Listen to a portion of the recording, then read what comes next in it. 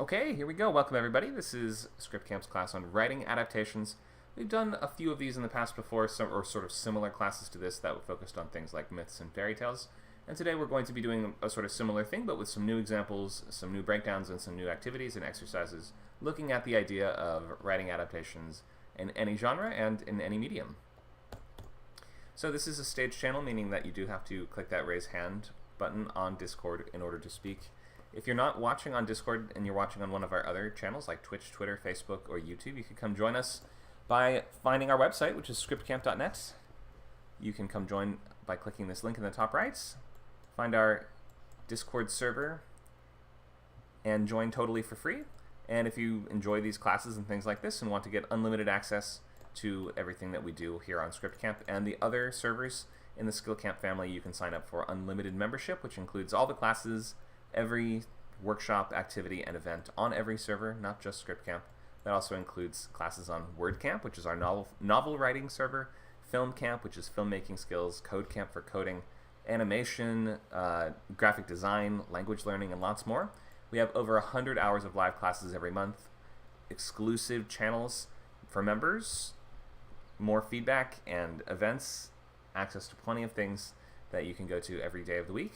We have also access to video library, which includes recordings of every previous class, including the member ones, and big discounts off consultations. So you should enroll on our website, scriptcamp.net, if you've not already done so, and come join us on Discord.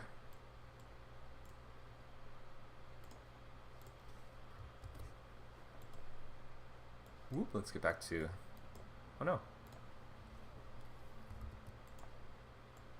A regular slideshow. There we go.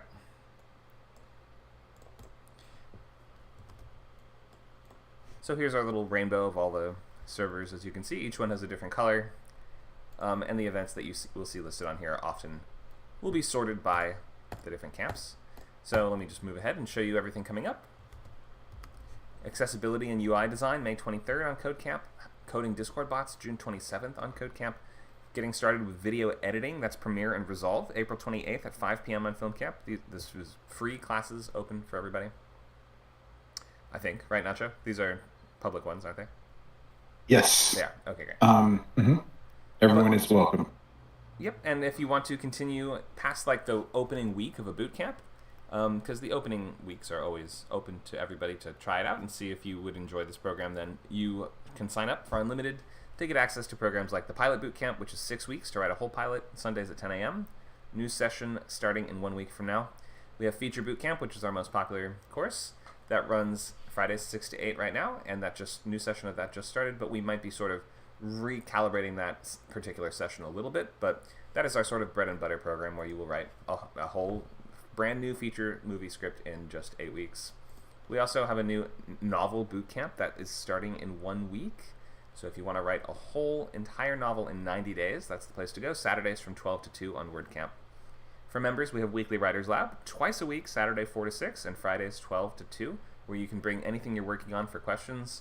You can ask about topics that you're wondering about, and also get individual specific feedback on whatever it is, up to 5 pages of whatever it is that you're working on. So that's just like a fraction of all the events, clubs, genre groups, meetups, writing groups, and everything else that you can find on Script Camp and the Skill Camp servers. So hopefully you guys will join us for those, and here's just some of the upcoming free classes we mentioned before. That's the novel workshop, or novel outline workshop. That's the first part of our novel boot camp starting next week, and intro to video editing with the very next day.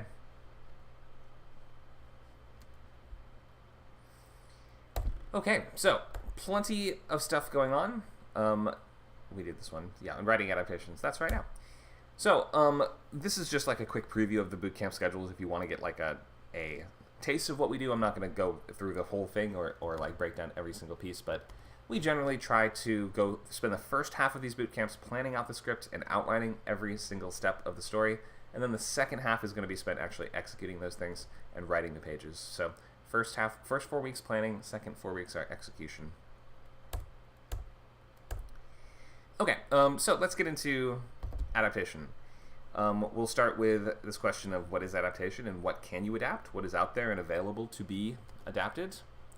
choosing a medium, so determining the shape for your story and figuring out what this story sort of wants to be. Does this want to be a TV show, a movie, a book, a web series, a stand-up skit, or anything else? Outlining source material, so you have to kind of have a strong understanding of structure before you can take other stories and fit them into that mold.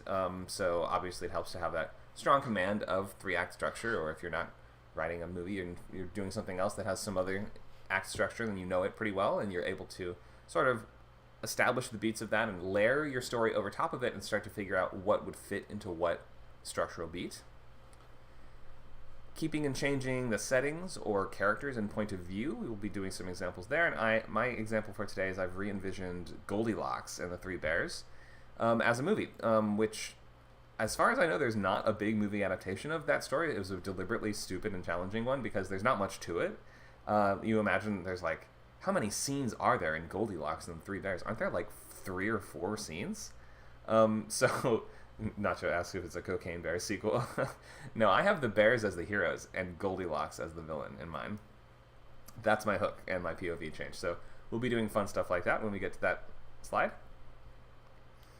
And we can last talk about genre and tone, and we will have open lab time where you can suggest ideas you have for adaptations or questions you have about adaptations that you're working on. We will save about the last 20 to 30 minutes of the class probably for this open discussion / bring questions you have that are directly pertaining to this topic of adaptation. So that'll be like a QA / open lab in the last half hour.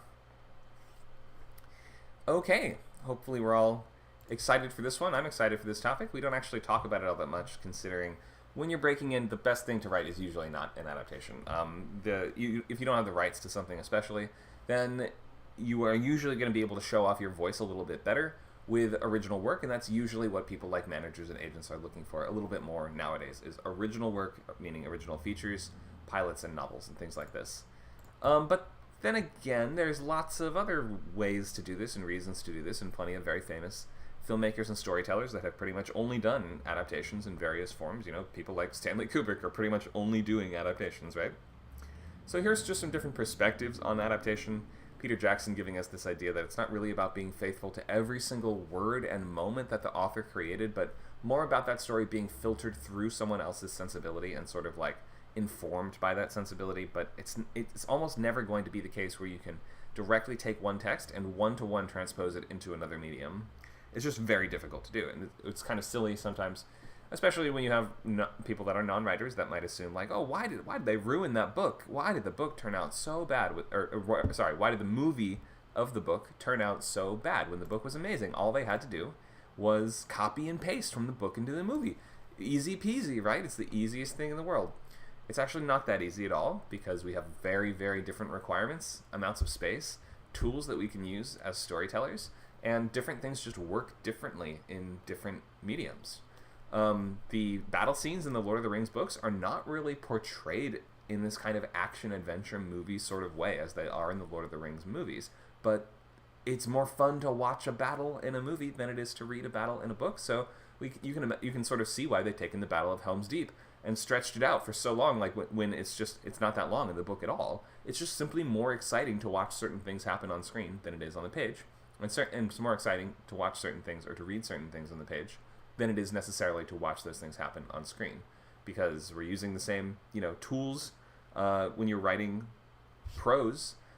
Everything kind of, there's no flashy visuals to sort of carry you along. You can't rely on things like choreography or cinematography. All you have are the words available to you. So you just have to tell those stories in different ways and like find different types of fun to be had in these different mediums and these different versions of the stories, like the different iterations that you would tell in different mediums.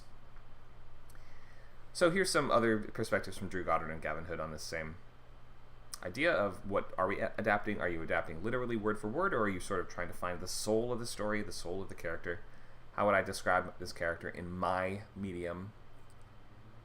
If you asked one person to do a painting of something and another to create a sculpture of it, you would never ask, why doesn't the painting look like the sculpture? I often also come back to this idea of the painting isn't trying to convince you that it's not a painting, which is something especially that's like, it's kind of weird. Like you'll watch I think I was watching RoboCop 2 and my grandma came in the room and was like, that looks so bad. That CGI looks so unrealistic. It's so distracting. Like it looks so terrible. Which is a little silly to me. This is a little besides the point, but sort of tying to the same idea of like adaptation and suspension of disbelief and stuff like that. It's like we're not trying to make this one for one seem exactly like reality. And you're taking certain stylizations like as part of the medium. The painting's not trying to convince you it's not a painting. You don't get very close to a painting and say, hey, I can see the brush strokes. This painting sucks. That would be ridiculous, right? So they're always going to change. You're always going to have to put footprints. Like, you can't pick up a clay figure without leaving your footprints on it. Here's a question. Just joined. Has he already talked about step-by-step writing process to adapting? No, we're just getting into the very basics now. Thank you for joining. Okay, so we have the question of what can you adapt, which was also just asked in the chat. So let's get to that in just a second. Let's first define what we mean by adaptation in the first place. So the adaptation of source material refers to the process of taking an existing work, anything at all, a book, myth, comic book, Bible story, video game, song, commercial jingle, products. Nowadays we're seeing more and more adaptations of products as stories, right? And transforming it into a different medium, so telling it in a new way. And film, TV series, or stage play, or book are going to be the main forms of this that we're talking about. It involves translating the original material's story, characters, and themes into a new format while also considering those unique strengths and limitations of the new medium. So you will have to perhaps add to or take things away from that story to make it fit into a different medium. Adaptations often require making these changes to accommodate these requirements. So that's pretty straightforward, right? So you're taking another story that someone's already told and telling it your own way in a new type of either visual or written media. We have a question in the chat. Product says stories. Yeah, a lot. So I'm sure people have heard of movies like Barbie and things like this, which are very corporate-driven movies that are commissioned by companies. They have the rights to something like, you know, a toy or a cereal or a food or a song or something like that, and they will commission an adaptation based simply off of the product itself. So there was a pretty famous, like, in the screenwriter world, example going around recently of the Rubik's Cube movie or the Uno movie, which are both, as far as I know, still happening and still like moving along. And it's one of those ones where the writers are like, what do we do with a Rubik's Cube? It doesn't have a face on it. It doesn't even have, you know, it's not a character. It doesn't have a personality. It's a cube. So more often than not these days, especially when you're writing studio comedy, my friends that are writing studio comedy are just, the only pitches they get are on things like, oh, I got 3 new types of snack food to pitch movies based off of. It's like, where do I get started? It's not a food, it's not a character, it's a lollipop. So yeah, that's kind of the corporate-driven product movie that we see so often nowadays.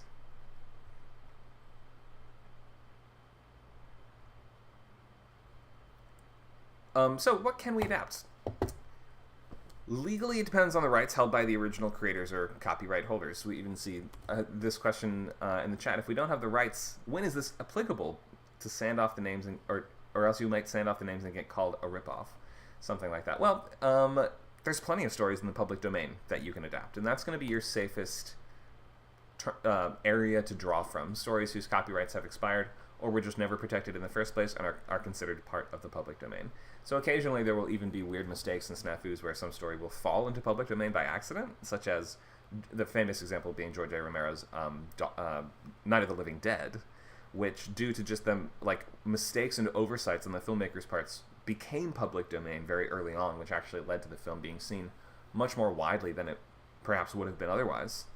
There are other interesting examples of things accidentally falling into public domain or sort of deliberately being placed into public domain sometimes to make a statement. I think we've seen some examples of that recently that I won't get into. Yeah, so public domain is always safe to draw from. And the other thing you can adapt are works with available rights, meaning stories for which the adaptation rights can be pursued or purchased. That means that you have to do that work yourself, and negotiate with the copyright holders like authors, publishers, or estates to obtain those necessary permissions. Or maybe your grandma wrote a short story and you want to adapt that, and you can sort of have a little bit less of you may not have to get your grandma's lawyer and your lawyer involved if you just ask their permission. Not sure, maybe you can speak to this a little bit as well, considering you know so much more about this. But is it usually okay if it's a very casual situation Like, would you even want to get someone to sign something, or can you just ask? Do you think it's always safe to sign something? How would you recommend going about it? Sure. Yeah. I guess, are you asking about how do you approach, or like, let's say if you want to do this, you actually want to like I mean, first of all, just, you know, with money, all things are possible, and there are many, many books that are out there, that have never been optioned or whatever. I mean, I guess there's a bigger question is like, does optioning this particular book really, is it even, going to make the project commercially interesting for a studio, which in many cases, no.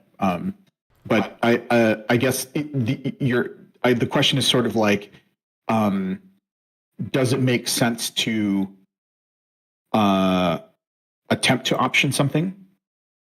Yeah, or let's start with the example of like someone's family story, or someone in your family has an interesting life story. Yeah. Is it worth even getting them to like sign something, or should you just go off and write a movie and be like, "Hey, Grandma, I wrote a movie inspired by your life. Isn't that cool?" Okay, could you put the last slide on?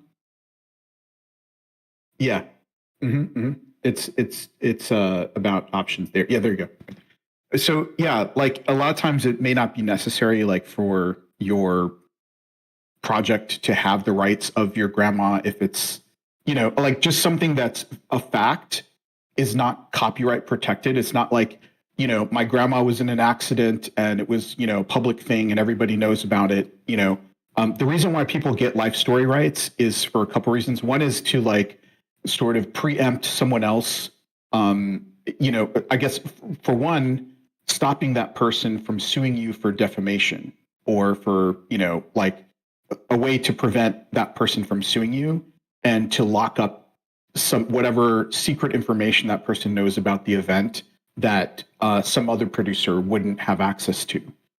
So that's like one reason. Another reason is also, it's like you're pitching this whole kind of project to a studio or to a producer or to someone that, it sort of like makes your package more, valuable in a way. But there's something important to keep in mind. If you ever sort of like ask someone for rights for something, or try to offer, try to option the rights, and they say no, the E&O insurance will never insure any claims against that person. So in some cases, it's better to not ask. So for example, if you are writing about something that it's like publicly known facts, and, there's also like some great biography of that person that maybe you read, but you can really write a script that is not specifically based on that book, but just about the public facts of this famous person. But if you go to that author and you try to like option the rights to that nonfiction book and they say no, then when you're trying to sell this to the studio or whatever, they're not going to be able to insure it from their provider. They're going to say, we can't cover any claims from that person because you asked them, they already told you no. So if they sue you, so sometimes that could prevent you from even getting distribution. It looks pretty suspicious if you because then you're like, oh, I promise it's not based on your book that you told me not to adapt. You just look ridiculous. So yeah, sometimes better to ask forgiveness than permission, would you say? Yeah. I mean, but just like one big reason to do it is because you want them to promise not to sue you, more than I need the right of your life story or something, right? Like it's not like the facts, like I was saying, if they're publicly known, you don't need to like have the right to those facts. Right. So there's a sort of interesting element of politics in adaptations, in that sense that sometimes you have to just kind of claim ownership over a story, and you'll see studios doing this in the sense that they will announce that they're doing a movie about something, even if they're really early in development and they don't have that much actually lined up for it yet. They're just like, we want to make a movie about Cleopatra, so they'll make a big announcement about it just so nobody else will make a movie about Cleopatra. They'll just sort of like stake their, like the rights to things get bought all the time, or optioned all the time, and so they have a vested interest in scaring other people off from trying to make their own version of that same thing, which would be a competing project. Anything else you want to say about this, Nacho? What? Yeah, just like in general, like, I mean, as you've seen, if anyone who follows like all the scripts on the blacklist, like there are tons of scripts written that, you know, about Harry Potter stuff or whatever. Like, you know, the person who wrote it didn't have the rights, but they wrote a great script that maybe got them another job. Like, you know, the writer of Blonde Ambition, about the biopic about Madonna.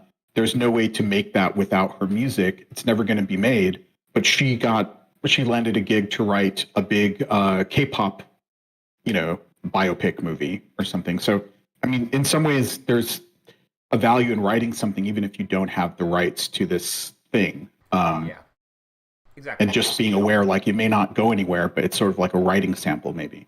Yeah, 99% of scripts go nowhere. So like worrying too much about, well, I better not do this because I might get sued. The worst that will normally happen is that you would get a cease and desist, or like get like a stop doing that. It's unlikely that just for something as immaterial as a script that you would get in serious trouble, unless you try to like sell it online or something like that. Like if you try to make money off of it right away, then you might get in trouble. Or if you're trying to like crowdfund for a Nintendo fan film or something, they're gonna find you and like shut you down. Some companies are more strict about this than others. Like Nintendo is really, really, really tough on fan adaptations of any kind at all, and are notorious for legally shutting people down for even making like a Pokemon movie with their friends or things like that. So what about a movie about Nintendo shutting down a fan film? That's kind of good. That would almost be like, what's it called? Be Kind Rewind. With that sense of like the people are trying to make their scrappy, low budget sort of Pokemon movie or something like that. Yeah, the big exactly. Lawyers keep coming by and stopping them. You could do that. And yeah. So I've also, my friend Nicholl and I have talked about this idea before of it will open interesting doors for you to just write stuff without permission. He gave me this example of a friend of his, or somebody he knew, that wrote a movie based on a commercial, like an existing commercial from the 90s, and had no rights to anything in that commercial at all, but it was just a really good script that caught on and got them a job, and now the movie's actually happening, like based on that actual commercial. So it will open doors for you to do stuff and just show what you can do. Of course, you have to be ready to back off and say, well, sorry, don't sue me, like I'll stop trying to sell this or whatever if you do get some kind of legal notice, but for the most part that won't happen. Like people are understand that these are writing samples, and that like as a screenwriter especially, you are trying to make a name for yourself and stand out when you are starting. So sometimes you can just take a wild swing and say, I'm going to do my biopic about, you know, how many Donald Trump biopics do you think are floating around in the script world right now? Probably right, even about his son or something, right? Like yes. Right. And so there's some things that might never be made, but you know, it's like, I mean, I don't know, for a lot of us on the server, we're sort of writing scripts like for practice anyways, yeah, right? Yeah. If you're just writing for practice, adapt literally whatever you want. I mean, that can always be something for your portfolio, even if, and you would never be able to make the movie. You can always use it for something. So some questions in the chat. Are we talking about adaptations or fanfic, and what's the difference? So the difference is really, do you have the rights or not? If you don't have the rights at all, and you are taking something that you have no actual legal ability to be making or telling those stories, technically it is a fanfiction. That doesn't always matter. If you have some really unique spin on something, then you can still usually consider it part of your portfolio. But a lot of people won't really read fanfiction. If it seems like this is just going to be you taking it's a good question, I guess. Not sure, how do we distinguish these things? Well, I mean, so whether it's an adaptation or, you know, a fan fiction, whatever, like either way, you don't have the rights. Like even if I just took, you know, whatever, drew a picture in crayon of my favorite Star Wars character, I don't have the rights to that. Like technically Disney could sue me for drawing Luke Skywalker in cartoon on a crayon and putting it on my wall. Like that's illegal, right? Technically, but they're not going to do that because, you know, they want to encourage their community, their fan base, you know, and so I guess the question is sort of like, is it still worth writing something or posting something that's you don't have the rights for? So I guess yeah, that's what we're sort of debating, I suppose, or examining this question. I guess maybe to come back just to the idea of what's the difference between fan fiction and adaptation. I think it might be that fan fiction is usually going to be an original story set in the world of an existing property that you don't have the rights for, and an adaptation is going to be taking an existing story and retelling it in a new medium or in a new way. Right? So I think that does that cover everything? I think it does.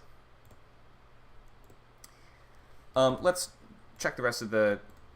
quite a few questions in the chat. What if it's inspired by a Nintendo product? Does that hold water in court? If it's just inspired by, you can basically do whatever you want. No, nobody owns the basics of ideas.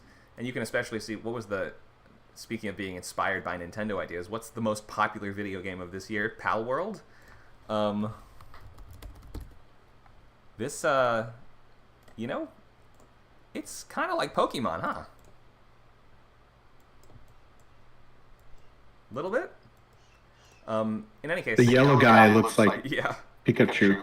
It's like Pikachu mixed with a angry Wolverine. But regardless of that, I mean, you can see Nintendo was probably like, can we sue them? Like, is that... Can we? And that's definitely been explored. But it's just inspired by Pokemon. You can't copyright the idea of big collectible monsters. Another question. What if a person gives you the IP credit or shares royalties? Yeah, you can work out whatever deal you want with the original artist. If you contact them, sometimes they're going to want money up front, and that's up to them to determine how much, or up to them or their management to determine how much that would be. But yeah, if you work out an agreement with them and decide to share profits or royalties or anything like that, go ahead. Yeah, I would just add, I've seen some stuff where someone does something like that and they just put, credit to the original whatever, but that doesn't work that way. You have to actually get written permission or written authorization. Yeah, it takes more than just a verbal credit sometimes.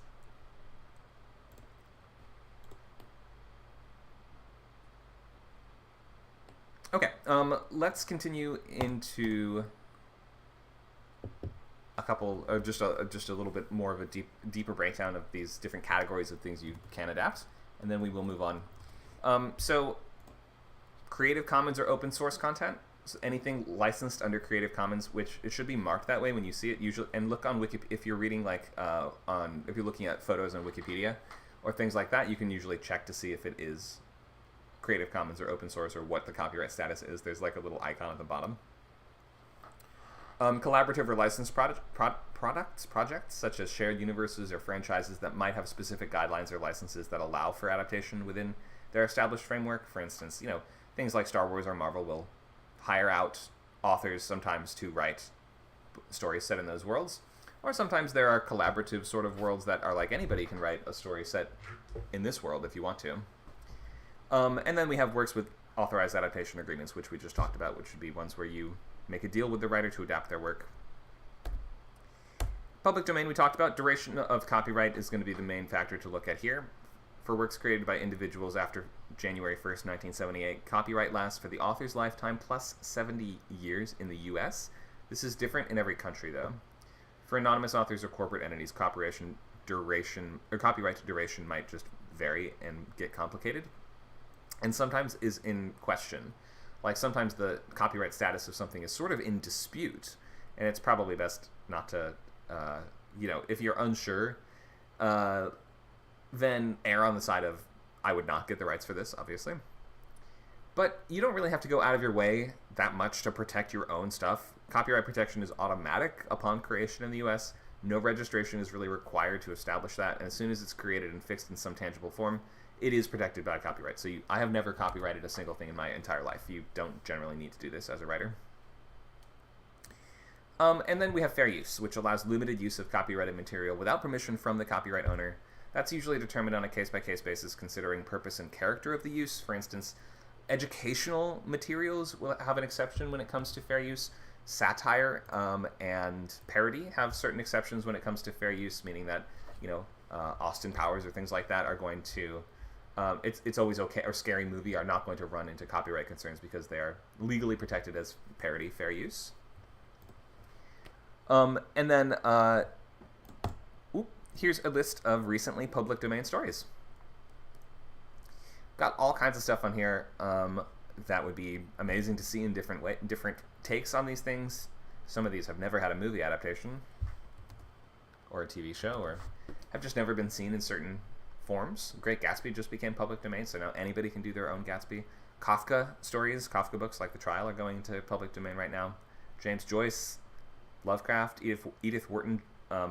You can see tons of amazing stuff here. And then on the left, we have kind of just a bunch of evergreen ones that are from a little bit longer ago. All your famous novels from the 1800s, your epic poems like your Odysseys and Iliads, your fables and legends like Sleepy Hollow, Aesop, Sherlock Holmes. In about 10 or 15 years, I believe James Bond is going public domain as well, which is interesting to think about. We have a comment in the chat. I've seen some of these adapted. Yeah, some of these have for sure have adaptations. This is just stuff that is on the left. We have a bunch of very commonly adapted ones. On the right, these are things that just recently went into public domain, but that doesn't mean that they haven't had licensed adaptations before. So Brave New World 2028 coming up soon. You could write your Brave New World adaptations. I will say also, I wrote a movie called Peter and the Wolves, which heavily features the orchestration Peter and the Wolf, as you might assume. Which was not public domain when I wrote it, but it will be in 2025. So as of next year, it actually will be public domain. So just that's, if anyone wants to make my movie that I broke in with in 2017. We have For Whom the Bell Tolls by Hemingway. Hemingway stuff. In 2030, pretty soon, we're going to start to be able to see Hemingway-type movies from anybody at all. Orwell, Animal Farm in 1984. Harper Lee's To Kill a Mockingbird in 2057, so that actually is still a little ways off. James Bond around 2034, and Lord of the Rings in 2043. So how cool is it to think of the fact that literally anyone can make a Lord of the Rings or James Bond movie in just about 20 years? We have the question, what's the cutoff for public domain? It's usually author's death plus 70 years. Here's a question. What if I want to write The Hungry Caterpillar but play it as serious as a car crash, like not a parody? That's a good question, but that would not, if you're playing it seriously, it would not be legally protected as a parody. That's a very strange idea. I think you would have to get the rights for it.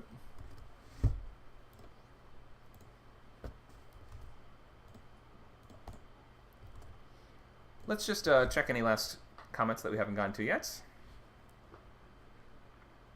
When do Juggernaut franchises enter public domain like Nintendo games? So, I don't know about Japanese law. Nacho, maybe you can help answer this question a little bit, though. So, in terms of, like, Disney stuff, like Mickey Mouse, for instance, corporate-owned entities, how long do those copyrights last, assuming nobody changes the laws? Yeah, so it's a little bit different for stuff before 1978. It's, like, based on the publishing date. That's why almost everything that was, like, published in 1928 is now entering the public domain as of January 2024. So it's like, look at stuff like that's coming out in the next few years, I guess. In terms of like Japan, I mean, each country has a little bit different laws, but most countries around the world are, signatories to the Berne Convention, which is like a big treaty that all these countries got together, in the 1800s and said, okay, we're going to, make a kind of help each other in some way with the copyright stuff. And just some basic things are like, basically in all these countries, the copyright starts when you create something. So in terms of Japan, I mean, I don't know, like, are you publishing it in Japan? Are you publishing it in the US? Is this, like, if you're writing something based in the US, it would be probably based on the date it was published in the US, even if it's a Japanese novel or something. So basically the answer is it's very complicated and different in every country.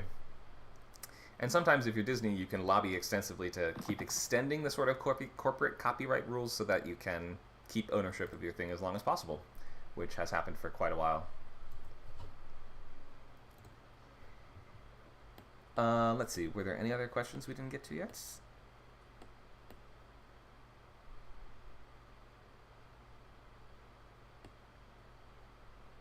Doesn't look like it. Okay, let's keep going. Oh wait, here's a question. So Dungeons and Dragons, they keep making D&D to keep the franchise alive. Yeah, so role-playing games and things like that, if you're using specifically copyrighted elements from those stories, like the worlds and settings they take place in, then you usually would have to get the rights. I mean, you can take a story inspired by a D&D game that you were in or material that was created by your personal GM, and that's always totally fine. And it's like D&D is a pretty easily genericizable fantasy setting, so you could almost flawlessly take just like take the beholders and mind flayers out of it and have it just totally work as a separate fantasy story.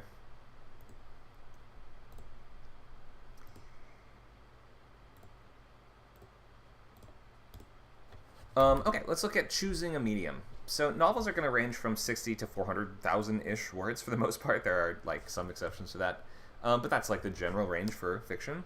And feature at least 60 scenes, potentially way more than 60 scenes, but like at least 60 scenes. Movies are 80 to 120 pages long and feature about 40 scenes. Pilots are only half an hour or full hour and consist of either 15 to like 25 to 30-ish scenes. Short stories and novellas map really well to movies because you can see how just like a novel you have potentially 4 or 5 times as many scenes to work with as a TV show or a movie will have. Full novels are usually so expansive that like limited series or TV show might be a better approach where the pilot will just cover, you know, only so much of the book. You kind of have to ask, what are my goals? Am I trying to tell the whole story or just tell the very first part of this story? You have to kind of understand where this is going to fit into your portfolio. So we'll start with features. So thinking about adapting into a movie, it will involve capturing the story's visual elements, so making sure that we are watching people primarily doing stuff. It's not going to be about people thinking about stuff or just discussing stuff. We have to create compelling and concise dialogue and utilize cinematic techniques that just favor this medium. The greatest weaknesses in this approach are that screenplays will require substantial condensing and restructuring of material, and also we don't have that luxury of a TV show being able to say you're only covering so much of the material. It's kind of weird. It's possible, like occasionally we will see this, like taking a movie that's only part of a book, but a movie is usually supposed to be a complete story. So the expectation is that you tell the entire thing, meaning that it's like though we have seen some counterexamples of that. Like what is it? Last Voyage of the Demeter is a cool example of that. The recent horror story that's sort of just adapting a single chapter from Dracula, which is a really cool idea that I want to see people do stuff like that more. But for the most part, an adaptation is going to be, in movie form, is going to be considered you're trying to tell the entire thing. The benefit of that, on the flip side, is that you have a definite ending, which a pilot won't have. Like, you don't have a pilot ending can't really be satisfying in the same way as a movie, because the story is not really done definitively. You're saying this is only the first episode of a theoretical TV show, which won't really exist.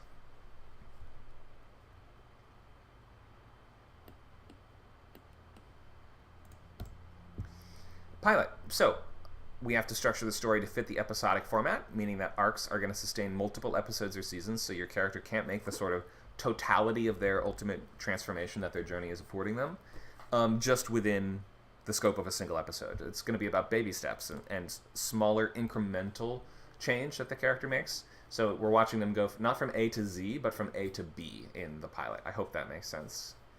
The long form storytelling, like we might imagine the entirety of the show being sort of like one complete story or one film that can cover the source material in more depth, but just a single episode just can't cover as much of the same material. And so the drawback would be that your pilot doesn't have it. It's like the double-edged sword. You don't have to conclude the story satisfactorily and tie up every loose thread. The downside is that you don't get to tie the story up. And you won't have that definite ending, and you won't almost certainly see your show as anything but a writing sample, so it's possible that you might be holding back the best parts of the narrative in an effort to say, well, we'll get to that later. Like, I was going to plan that for season 4. It's like, you're never going to get season 1.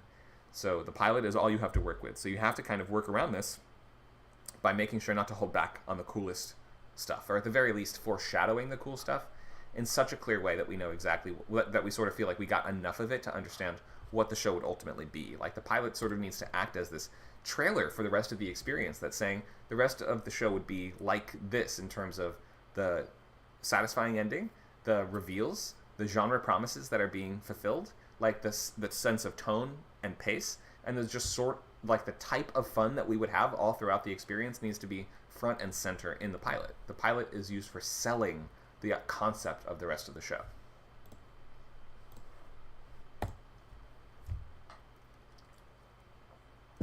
And last we would have, I don't think I have a slide for it, but the last would be a novel. So when you are considering adapting something as a novel, you have what are the pros and cons? Maybe I'll throw it to the room. What are the benefits and drawbacks of choosing a novel as your medium? Feel free to use the text chat or to unmute. Luke told us internal thoughts. Yes, you get to access the character's internal thoughts. Not only that, but in most cases you sort of have to access the character's internal thoughts, so that might be seen as the benefit and the drawback to some writers like me. I come from screenwriting and playwriting, so I'm not as used to... I've been transitioning into novels for the past 5 or 6 years, and I've written 5 novels since 2020. But the idea that the character's internal thoughts are important to the novel can be difficult if you're not used to writing those and supporting those and like sort of checking in with the character in the way that you need to in a book. Like, we can't really lose track of their mental state, so you have that kind of added narrative responsibility of telling us what's going on inside their head that you don't have in a movie or TV show. So yeah, double-edged sword, internal thoughts, a huge difference in novels versus something else. Built-in audience. What Arthur tells us, a built-in audience. What do you mean by this exactly? A built-in audience for when you're adapting something as a novel? Why would you have a built-in audience?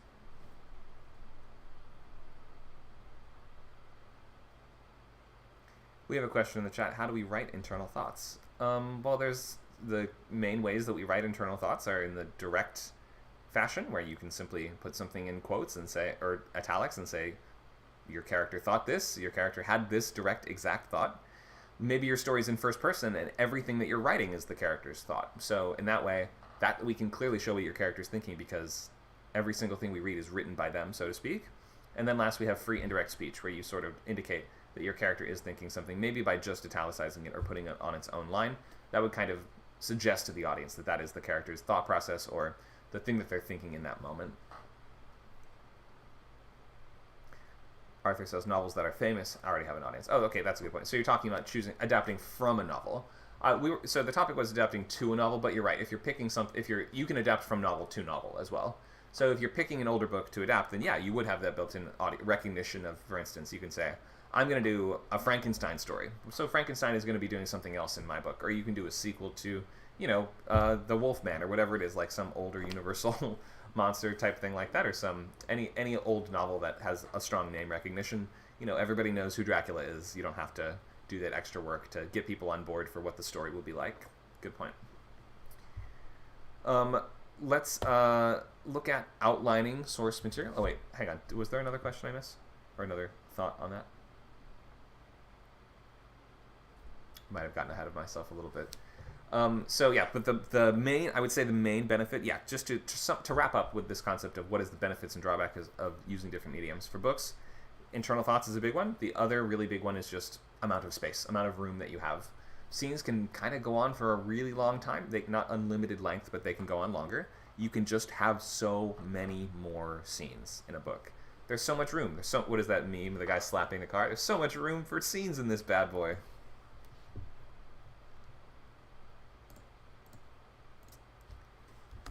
Somebody make that meme for me, please. Okay, let's look at outlining source material. So first, in order to figure out how to adapt your story, you need to write an outline for that story, just using a normal beat sheet. And if it doesn't map absolutely perfectly to whatever structure you're using, you have to just kind of do the best that you can. And you may have to sort of fill things in where there isn't really something there. Like, for instance, the last time I taught a similar class to this, I had Little Red Riding Hood. And normally we would say the premise scenes kind of happen in the middle, like the second act of the story. But a Little Red Riding Hood doesn't really have that second act, or it in the sort of, quote, middle of what a movie-length story would be. There's just such a big gap in the middle. Like, what actually happens to Red when she's in the woods? The story doesn't exactly say. It's kind of like, it's kind of villain-driven. Like, we spend most of our time with the big bad wolf, or with the, I think he's just called the wolf, not the big bad wolf. The big bad wolf is the one from the Three Little Pigs. Unless it's the same guy. I think it might be the same guy. But in any case, there was such a gap in the middle that I was like, what would premise scenes even be? I guess she has to run into some kind of obstacle in the woods on the way to Grandma's house. We can't just like go right to Grandma's house, can we? Unless this whole thing's like kind of like a home invasion thriller where most of it takes place at Grandma's house. So in some cases you might have to just add whole sequences. Or if your story is really bare bones and minimalist, you might have to cut something out of whole cloth and say, okay, and there's a train chase here.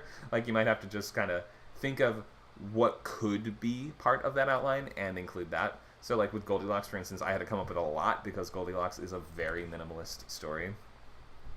But first, so the first step will always be write a beat sheet for the story as it exists. So you have to kind of identify what is the intro, catalyst, you know, the setup, catalyst, triangle locks, as I call it. Some call it refusal of the call or debate or other things like that. Working up to the break into two. Premise scenes or fun and games kind of stuff, working up to midpoint. Then escalation, working up towards all is lost. All is lost, going through pit of despair or dark night of the soul into your break into three, and then break into three into finale into epilogue. Those are going to be your major structural beats, and you have to kind of just decide what those are for the story. You can leave question marks or gaps if you're totally unsure. Okay, so let's go to setting. You do have to consider what the setting is. Are you changing it or keeping it the same? You have to ask that question in every adaptation, in every version or every topic, right? So is it going to stay the same as it was in the original, or will I change it at all? You can alter things like time period, past, present, or future. We don't see many historicizations, I guess you'd almost say, where you take a story that is set in the present day or future and reimagining it set in the past. We almost never see that. That'd be kind of cool, but most of the time it's going to be modernizations, which is the opposite, where you will take an older story and set it in modern day. Geographic location. So you have the physical place or places where the story is set. You could set it in a different country, culture, fantastical world. The environment, so you might imagine the landscape, the weather conditions, the geographical features, social norms, customs, language, things like this. Historical and political background. So historical events or context that might impact the characters in the plot and provide a broader context for the narrative, also very important. So you can take any one of these things and change them, or you can change all of these things, but it's best if you have a sort of, it feels like you have a kind of cohesive vision. And that usually comes down to something that would be easily expressible in that sort of easy high concept pitch, right? Like you're going to take, what's it called? Cinderella, but reimagine it as a modern day rom-com. Okay, so that means that it's everything that all your design choices need to kind of revolve around that one idea, and all need to sort of support and serve that new version of the premise. So you have to kind of like come up with a new premise for the story, or like a new hook on it, which would be maybe different than the story's original hook. You have to know what the hook is that you're bringing to this, though. Is this a new genre, a new point of view, a new setting? What is it that's different about this? You have to consider understanding the source material. You have to really familiarize yourself with that original work and analyze its themes and characters and underlying messages to grasp the core essence that make it a compelling story in the first place. And also, you don't want to be just changing things randomly. You want to sort of understand what you're changing and why. Any differences that you are instituting or that you are imposing over the original should be done carefully and with consideration.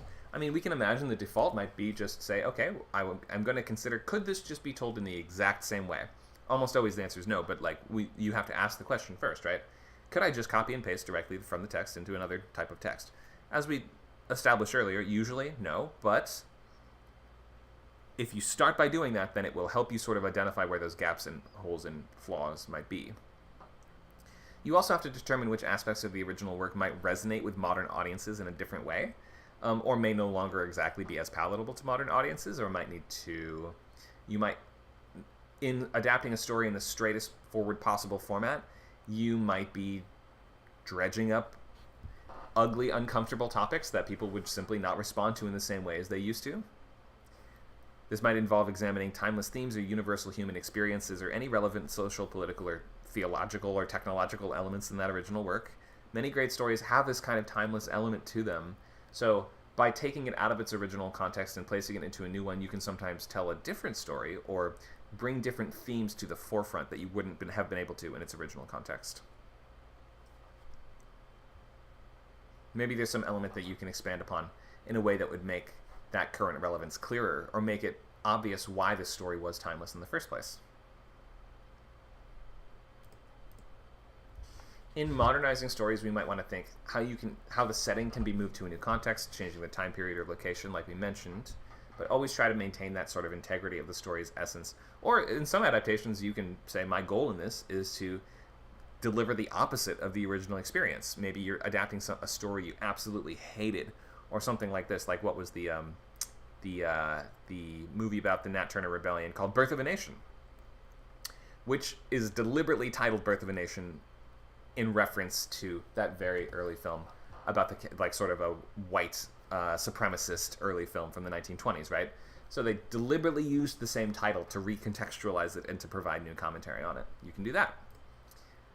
Think of the character development in modernized stories as well. Think of how we might want to evaluate those characters' traits and motivations and relationships and rethink them to align either with contemporary sensibilities, or if you're deliberately not doing that and you're sort of leaving them, not you want to deliberately highlight something about those original sensibilities in this new perspective, you can do that too.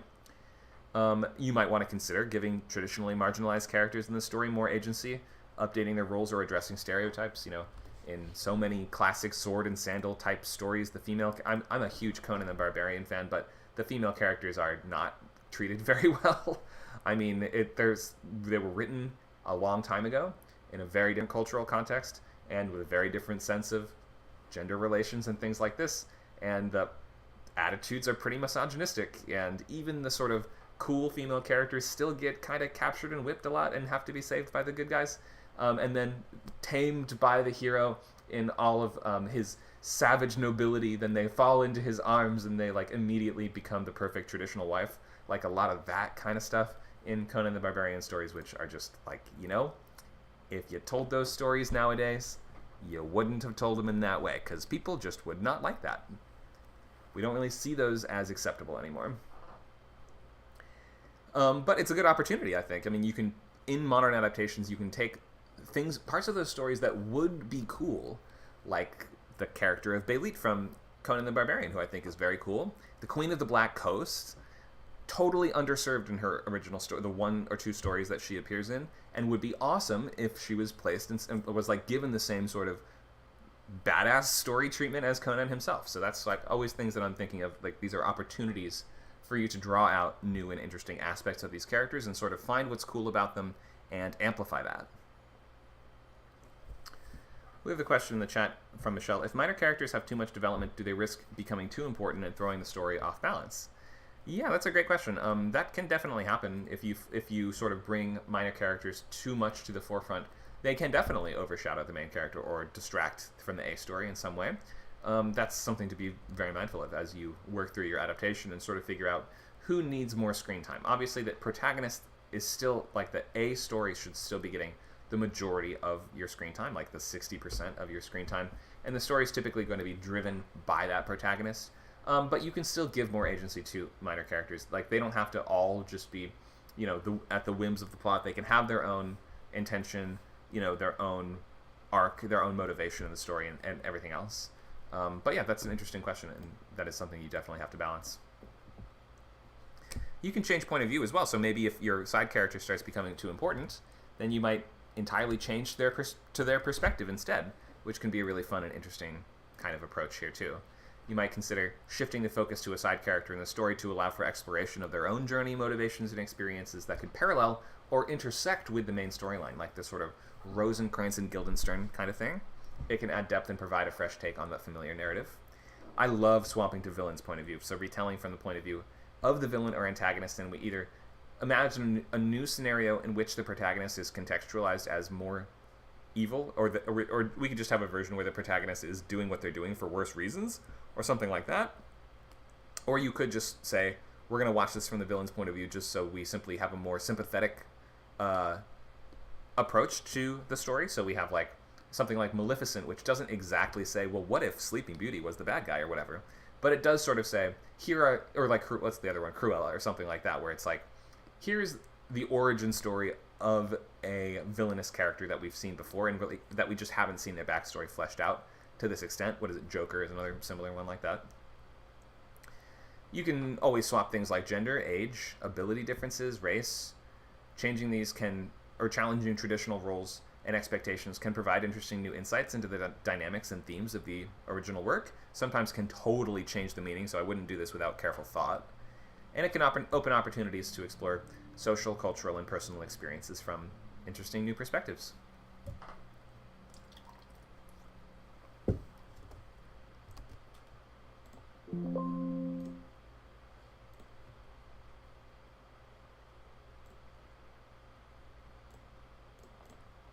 So, things to think about when you are changing character, race, gender, or other elements of who they are. We have pros and cons.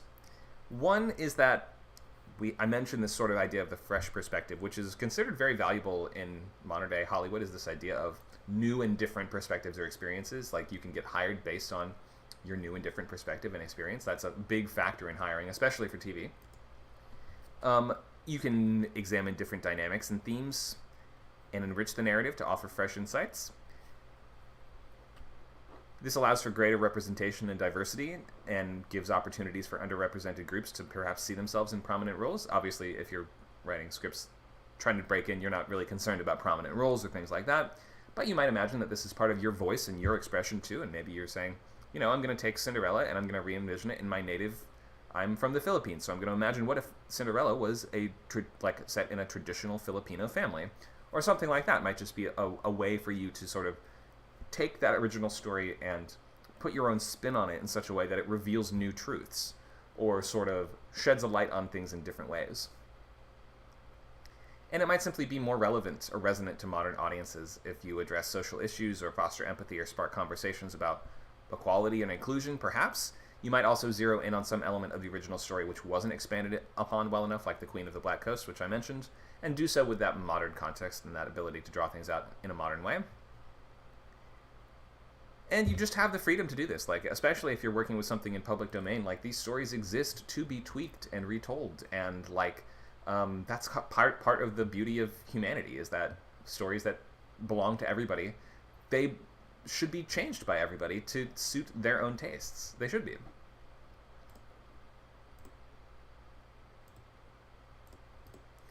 What are some of the downsides? Backlash and controversy.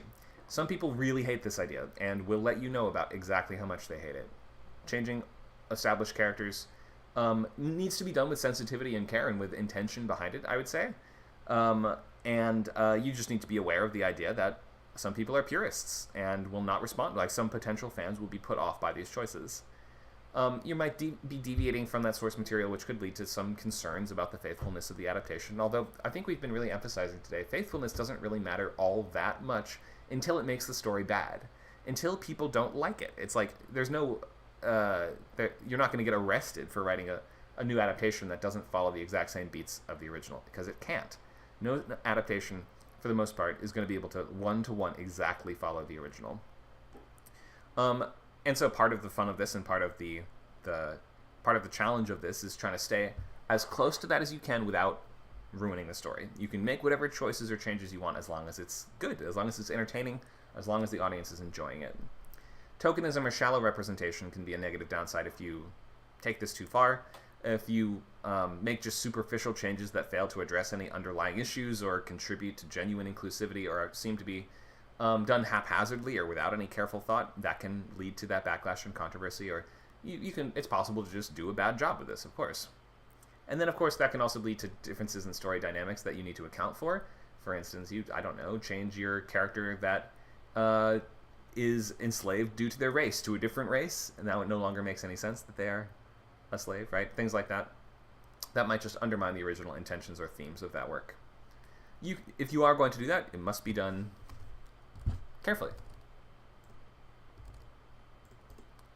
You can also change genre and tone. So exploring the possibility of combining or blending multiple genres can be a really fun way to approach a unique adaptation and sort of inject this new energy into the story.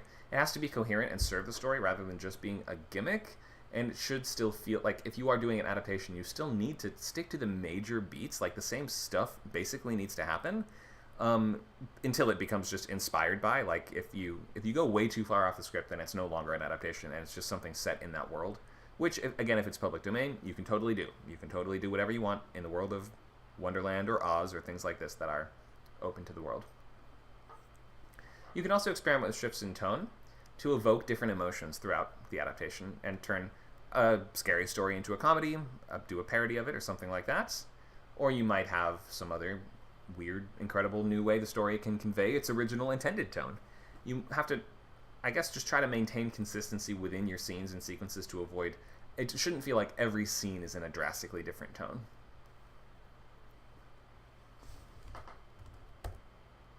So, I want to share my Goldilocks pitch for you guys for a moment, but first I'm going to give you a look ahead at what the stories that I'm going to offer in the exercise are.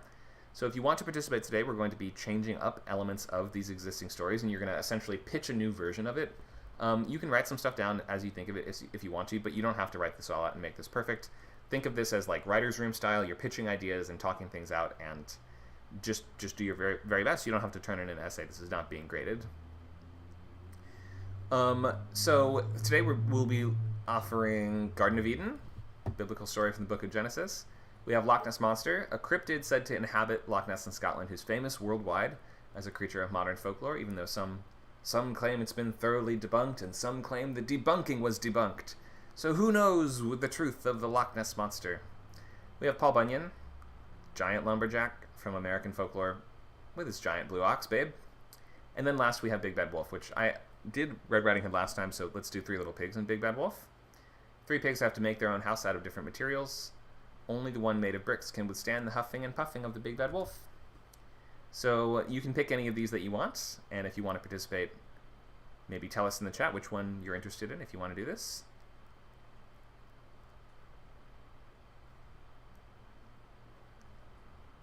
Michelle likes Loch Ness. Great. Arthur also likes Loch Ness. Luke can do any of them. Okay, well, think about it.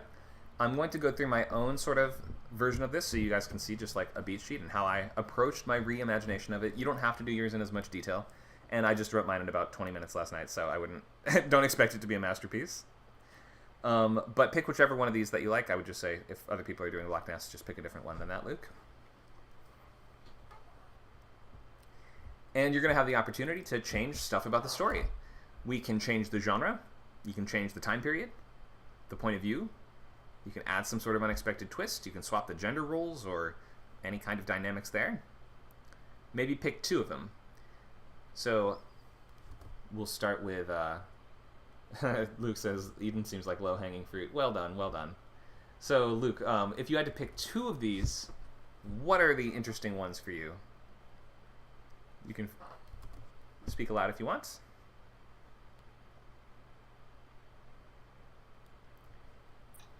Could you go back?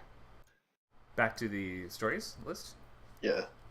I guess Paul Bunyan and the Big Bad Wolf, if I had to pick two. Okay. And so I was actually saying, so pick one story and then two modifiers. So we're going to either... Oh. Yeah, so what's interesting to you on this list? What do you like to see in adaptations? Do you like to see different genre, different point of view? What's your favorite? I kind of like an inversion of the villain. So that could be cool. So that would be, so you picked, what was it? So it would either be a story from the POV of the Big Bad Wolf, or what was the other one that you looked at? The Paul Bunyan. I'm not sure who the villain in Paul Bunyan is.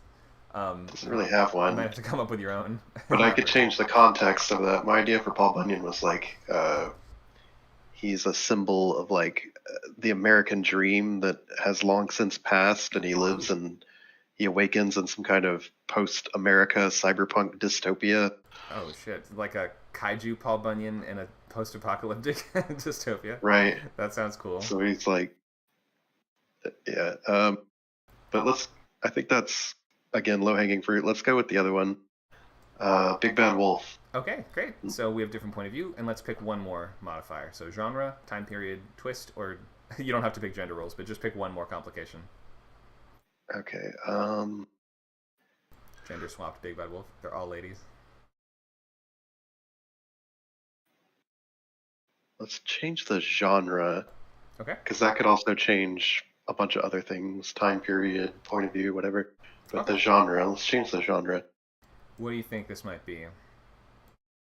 I mean, it's a kid's story. Most of they're horror adjacent. So Most of them are, yep. But this one, if you're Let's taking the POV of the villain, let's then make it go a ahead. thriller. A thriller, okay. That The seemed wolf really has challenging. he's been forced out of his home. He's desperate for a new house. Time is ticking, and he's Right. got only 3 days left to find a He new has a home or particular set of skills that involve blowing things down. That's so funny. I was thinking also so like fairy tales, the original genre is kind of just fairy tale, right? So you can pick a spin to play like that original or that like new version of the story. If it's a full movie, just so much more needs to happen in it that you just have more opportunities to fulfill different genre promises. So you could do a romance, right, where it's like the doomed romance between the pig and the wolf that I don't even know how that would play out. Or you could do, a horror story which would have to almost be. See, if it's all about the wolf trying to get into people's houses, it's hard to imagine how the people in the houses would be the villains, right? It's a little extra work to do there, but it could be possible. Sci-fi. The wolf is actually an alien that has been brought. That's trying to find a new home, something like that. So the pigs could be just, greedy capitalist pigs that are The three corporate buying up the overlords. neighborhood. And God, what if we did an epic sci-fi version where it's like Dune, but 3 little pigs. So like the 3 pigs are in charge of the straw planet, the wood planet, and the brick planet, and the wolf is like a refugee from space. sounds like Settlers of Catan. This is so funny. I'm cracking myself up. Okay, so I'll leave you to think about it more. Or if you have any other ideas, you can share that now, or we could just let it cook you can just work on it for a little bit while I do mine. What do you think? Sure. Sounds good. Anyone else want to tell us what they picked and any specific ideas they have for the changes that they might want to make? Feel free to raise a hand. I'll give you a few minutes to work on it. Don't worry, you don't have to come up with it on the spot, but just any initial inspiration you might have. Shazadi says the pigs might be settler colonists. Oh, okay, so maybe, yeah, you could do it so we're trying to like reclaim our land or reclaim our houses from these greedy pigs. So Michelle says she's not sure what we're doing. So you're picking a story from the list, and you're thinking of different modifiers or different ways to take it. What would be your spin on that story?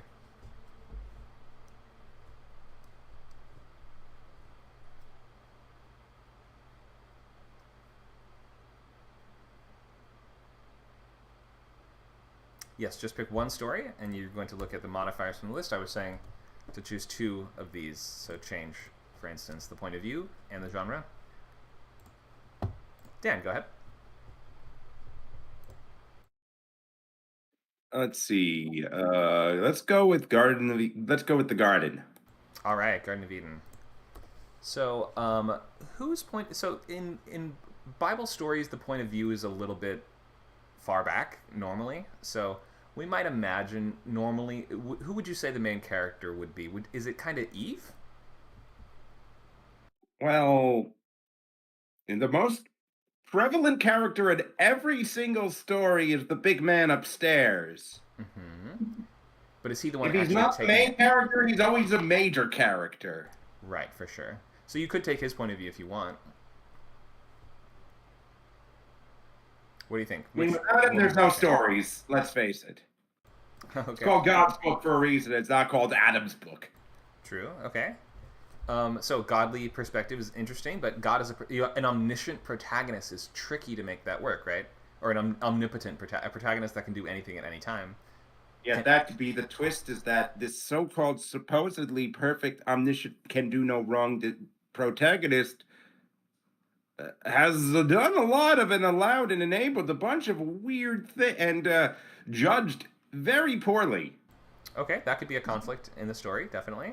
So maybe we can change the point of view a little bit. Anything else? May have any the other villain inspiration? now. Go ahead. But that's not as much of a twist these days in writing as it may seem to portray God as a bad guy. True, we've seen critical perspectives of religion and media definitely before. So yeah, think about give it some more thought. If any other, you'll have a little time to work on this and think about what would be your take. But do you have any other initial inspiration or like direction that you would want to take this? Let's see. Change the genre. Let's see. What is the genre of this thing? Well, Bible stories are kind of their own genre, so creation myth. shift the period. I guess the only things we could do, or the last three on this list, are the only ones that has reasonability to be viable, because Shades the genre is kind of nebulous for this. Well, you could approach it as a horror story, a romance story, a comedy, a thriller. You could approach it in any. You can kind of like superimpose a genre over top of it. Right? Let me think.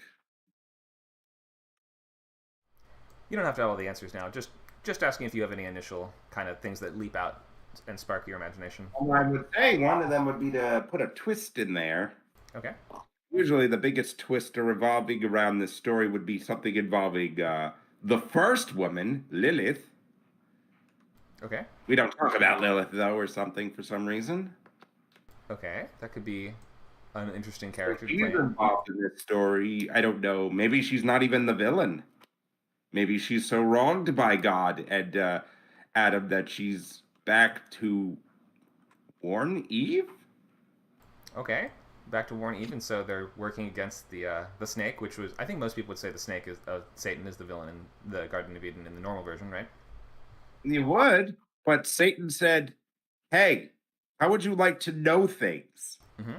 How would you like to fight ignorance? Yeah, that leaves some rich opportunity for you to... It begs the question, how evil is that? That's a great If question. knowledge is power, then, well, I can see why people think power corrupts, but, oh boy, these questions are getting a little bit too, might be a little over the head of the... I'm going a little too philosophical and not enough story writer. That's okay. These, I mean, in writing an adaptation of a story like this, like, these stories are meant to be looked at from every angle like this. So that's part of the fun. You want to give it some more thought, and we'll check back with you soon? Sure. Okay. Thanks, Dan. I don't actually know much about Lilith. I was not raised religious, so I've only heard the name Lilith in other media. So looking forward to hearing more about that. This would also be a clear one where changing the gender roles would be like a really good potential approach for this as well. Like, if you have Adam be the one to goof up and eat the apple and doom the human race, that would be like a different... I could even maybe see like a comedy version where Adam is like the one that gets away with everything, the sort of doofus that is God's favorite, and Eve is the one that's always having to clean up all his messes. That'd be kind of funny. Okay, Michelle looks like she's doing Loch Ness Monster, so you feel free to come on stage if you want and tell us what is your take on the Loch Ness Monster, or just your initial ideas. So you're on the stage, but we cannot hear you for some reason. You might be on push to talk mode, or might need to try on a different device or microphone.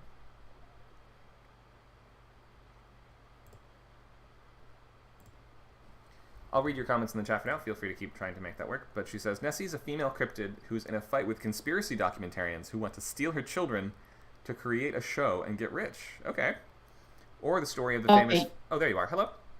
Yeah, I had to fix my voice sensitivity. That happens every time I get out. Anyway, so, and I sorry I didn't fix it before. So yeah, those are my two ideas that I came up with. Let's see, what's the other one? Or the story of how the famous photo of the Loch Ness Monster was faked, and that one's been determined to be faked. And the exposure of this until the real Nessie shows up. Could be cool. Could be that, yeah, maybe the Loch Ness Monster orchestrated that ruse to make it seem like it was faked or something like that. You've got an interesting perspective there. Go ahead. I'm thinking that, in both cases, I'm making her female, although, there's got to be a male somewhere to reproduce, unless she's like can produce asexually. Anyway, but I'm thinking in both cases that that Nessie just wants to be left alone. It's not a social creature except with its own kind, and there aren't a lot, and and the lock is just a place where they go to raise, their eggs, and then they slip out underneath the rocks and go to the ocean. Um, and so obviously they can swim in both salt and fresh water. I don't know how that happens, but anyway. It's a mythical. But It's in some versions, isn't it like a prehistoric dinosaur that like evolved differently or something like that? Yeah, yeah. But in this case, it is some cryptid. Maybe it's like actually, my mother and I were both fascinated with this story, and we used to watch everything about it. And apparently, there are some giant eels in the water, so maybe it's a giant eel of some kind. And but it just wants to be left alone. It doesn't really want all of the attention, but it gets it. And so these are the two events that happen. So it's these conspiracy documentarians who they want to take her kid, or two of her kids, and create this show and get rich. So it's Ancient Aliens, Nessie version. Yeah. Okay. um So is this um would this be so? I guess if you're going to take the point of view of the monster, you have to ask: is the monster talking, or are we hearing what the monster is saying to its own species, or something like that? I would say both, like that they probably communicate like with, like some sort of you know radar like dolphins do, and that's how they communicate, and maybe with some chirps and whistles and things like that. But they've learned how to speak, you know, and they can speak to them, which is very shocking, and that probably happens like towards the end. And Towards the but end. yeah, that people hear that Nessie can speak, But you know. but if that happens towards the end, that means that Nessie wouldn't be talking throughout the whole movie, unless, or maybe you're saying it would be like subtitled or something if she was talking in Nessie language. Well, no, she would be. You would hear her talking in I guess in English with her fellows, Gotcha. but people wouldn't be able to hear it because all they would hear is, like, Right. like, but then later on, the documentarians, they discover, after she, says to them, like, you want a piece of this, and then they're like, it can speak, you know and but the fight is between her and these documentarians who want to steal her kid. And well, she's not going to have that. They're not going to steal her kid. And but also they're invading her privacy and the privacy of her community. So that's what that one's about. And the other one is Got it. just about how that famous photo was faked, and it gets exposed. And then the real Nessie shows up to, where, yeah, there really is a Loch Ness monster, but the people are being ousted as, faking it, for fame and fortune. And then I guess the people, would turn on them, and then the focus would be on Nessie. And the maybe in this case also she would speak and say, we just want to be left alone, and they want to know, well, what are you? And she just says, we're just creatures like you, and then they want to know, like, are you a prehistoric dinosaur? And she says, well, we've lived on the earth for a very long time, but we're not prehistoric dinosaurs, Okay, So, let's pause right there so you can think a little more. But so it seems like you have some possible approaches. You have to pick your favorite, and be ready to flesh it out just a little bit.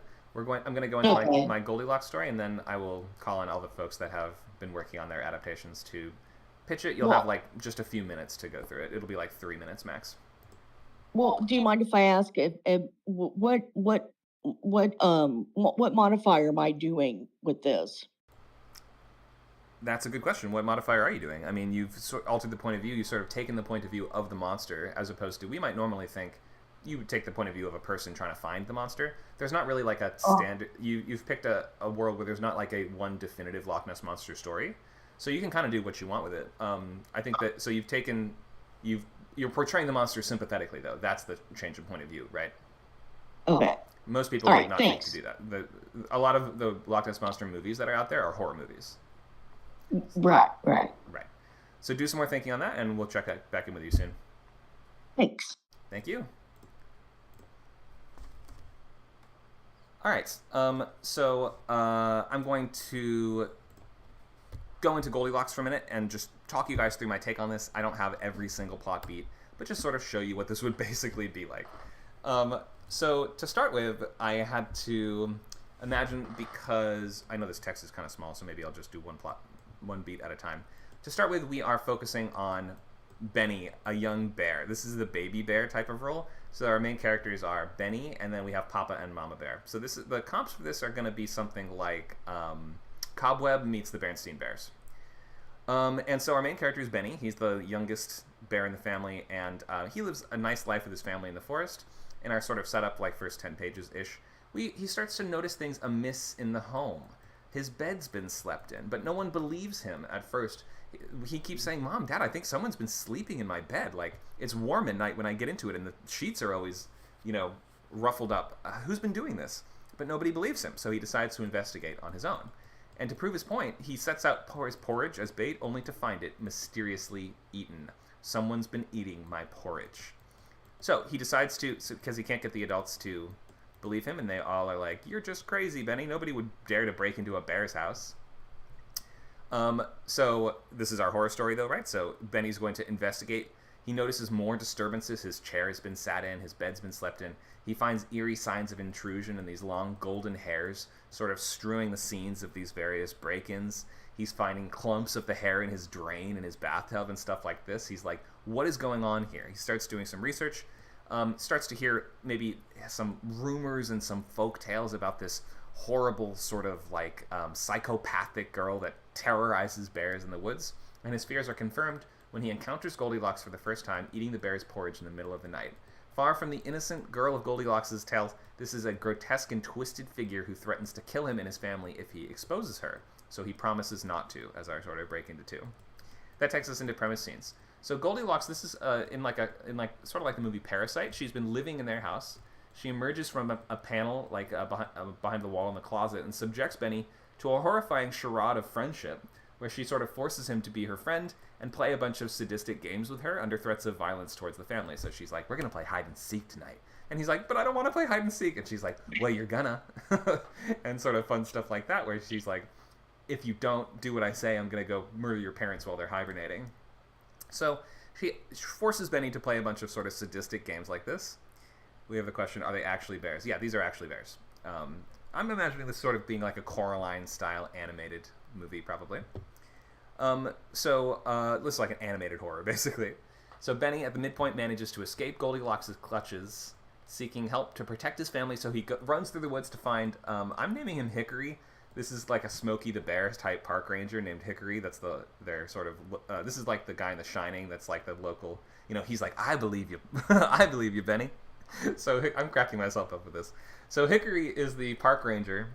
Benny rushes to go and get him, but on their way back, they see an injured bear in the street. It looks like Papa Bear. Has he been hit by a car? Nope. They find out that's actually Goldilocks in a grotesque disguise made from Papa Bear's skin, claiming that it fits just right.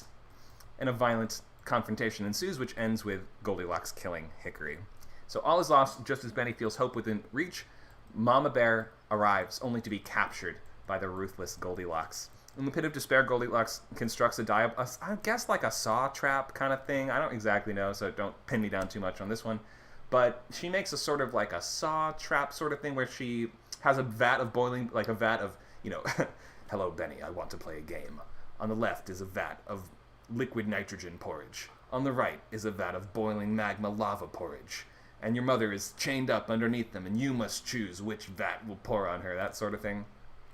This is like the last game that she makes him play, so he has to sort of, I don't exactly know the emotional transition that he would make to confront, his internal struggles, maybe his fear of being powerless and to protect his family, I guess, which was what was sort of motivating him in the first place, this need to protect those that he loves, and his confronting his inability to do so, he somehow grapples and, breaks through that barricade, which leads us into this pivotal moment of clarity and courage that brings us to the finale. armed with this newfound sort of resolve, he somehow outsmarts Goldilocks and turns her trap against her, and, dumps her in the vat of boiling porridge, seemingly ending her reign of terror. Except this is the sort of thing where, as Mama Bear and Benny are walking away, we see the hand of Goldilocks severely burned and, skeletal sort of burst from the porridge and claw at the sky with a clump of golden hair in her hand, or something like that, right? So, is she really dead? Alright, there you go. That's my Goldilocks horror movie. And Megan says, ending her reign of terror and preparing lunch at the same time. You're right, that's such a good point. They could just eat the porridge. Maybe that's the finale, is all the bears just sitting around eating the porridge together. I'm so glad this experience brought us together as a family. Now we get to eat the villain. That's the best thing about having monsters or animals as your main characters. You get to eat the villain at the end. Just like in Return of the Jedi. I know you don't want to admit it's true, but those Ewoks ate those stormtroopers. You know they did. They were even playing the drums on their helmets. Where did all the bodies go? I'm just going to let that linger in silence for a few seconds. Okay, now that I've let that linger, I'm going to come back to the list of stories, and we have a few folks that are going to pitch us on their take of the story. So that was every story. It was like every major story beat, but it wasn't every single scene. You don't have to take us through every scene. You're going to have I'm going to put 3 minutes on the clock, and you'll take us as best you can just through what makes yours unique, right? I'm trying to just emphasize Goldilocks as a horror story, so I have to kind of find the unique fun of that individual idea and sort of bring some of those highlight moments up to the front and center. But I had, I had 15, 20 minutes to write this out yesterday, so I've had a little more time than you've had. It's okay if you don't have that much detail, or if you're a little bit more general. Okay, so we have Garden of Eden, Loch Ness Monster, Paul Bunyan, or Big Bad Wolf. And we have some folks that have been working on new pitches for how the story would go. I'm going to leave this up just so you can sort of see the major... Or maybe I should just bring up a list of story beats so you can kind of stay more or less on track.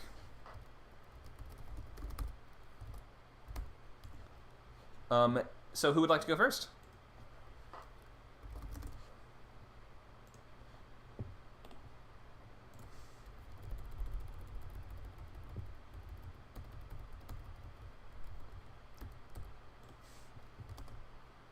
All right, Arthur. What did you think of my Goldilocks story, Arthur? I liked it. It was pretty good. Thank you. It's pretty dumb, but, there's something kind of scary about it. Someone's been, just that central idea, someone's been sleeping in my bed, is kind of scary, right? Yep. Home invasion. No joke. So you're working on, which story are you pitching us today? Well, I'm also working on Nessie. Nessie, okay. Though I'm not sure if my idea is as good as Michelle's, but I'm going to pitch it anyway. Okay, take us through it. What's your unique take? My unique take is a group of Nessie hunters. Well, not really hunters, sort of like a group of... I like the idea of either hunters or documentarians, or both hunters and documentarians. You can get my meaning with documentarians. And they're hunting Nessie to try to find them, and they find Nessie, but here's the twist. They're about to kill Nessie. Nessie swaps bodies with one of the documentarians. I don't know how. That's the idea. And now the documentarian has to, as Nessie, try to invade the hunters while Nessie is trying to kill the old body. I have no idea. I didn't think that far ahead, but probably trying to kill the old body, yeah. So why would you want to kill your old body? I have no idea. Maybe she just wants to be free from it. Be free from... Oh, so remove the chance that she could ever be put back? So she wants to be a human? Yeah, pretty much. Okay, so that's interesting. So this is the break into two, I would guess, would be this body swap. This is a unique approach. And so we have your main character who's now in the body of the monster, and the monster that's in the body of the person. So I could see it's a little bit like Freaky. Yeah, like freaky. That's pretty cool. Okay, I could sort of see this one. And then how do we wrap up? Do you want to take us through the rest of the story, or do you just want to leave it there for now? Well, they go through the chase.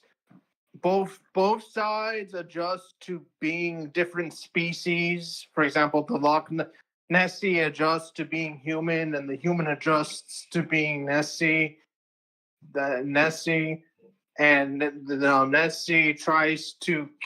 Nessie in the human tries to kill her old body. There's a confrontation, and Do they switch back? I'm not sure how it ends. It could end with Nessie winning or Nessie losing. First instinct, go. Nessie losing. Nessie loses. Okay, so they swap back? Yeah, they swap back. They swap back. Okay. That was literally the first thing my brain thought of. Yeah, that's totally fine. The first thing my brain thought of was Nessie winning, but my brain instinctively went to Nessie losing. Okay. So Nessie losing, meaning she does not accomplish her goal of staying a human. So we swap back to our normal bodies, and hopefully maybe your main character has gained some respect for Nessie now that he's had to walk a mile in her fins, though. Yeah. Maybe he'll rethink how he approaches his wildlife It's basically work. Nessie, but freaky. Sounds cool. The alternate ending is that Nessie wins. And kills the Loch Ness Monster body and stays in the human body forever. Yeah, it stays in the human body forever, yeah. I would like to know what Nessie's personality is like as a human. That's kind of fun. Thank you for sharing this. I'm curious as well. Thanks so much, Arthur. Let's hear from our other pitches, our other students who are working on adaptation ideas. You can just give us the basics, or you can take us through the whole story like I did. Oh, Carmen was doing one. Go ahead, Carmen.